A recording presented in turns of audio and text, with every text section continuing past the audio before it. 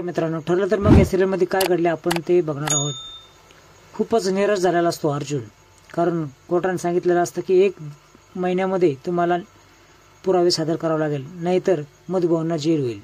सायली देखील खूप घाबरलेली असते. इकडे तन्वी साक्षीशी बोलत असते. त्याच वेळेस अश्विन तिथे येतो आणि साक्षीचं नाव ऐकून खूप चिडतो. तू साक्षीशी बोलत आहे का असं विचारल्यानंतर ती पुन्हा उडवडीची उत्तर देते. साक्षी दुसरीच आहे असं ती बोलते. ओटी भरण्याची कार्यक्रमची तयारी चालू असते. अर्जुनवर फाईल शोधत असतो. त्याच वेळेस सायली वर येते आणि आवरावरी करू लागते. त्याच वेळेस तिला एक कागद सापडतो. ते लोकेशन रिपोर्ट असतात.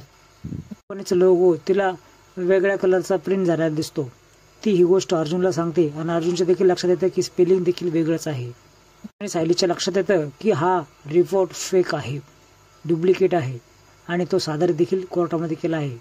लगेच चैतन्याला कॉल लावतो आणि खरं लोकेशन रिपोर्ट काढायला जातो.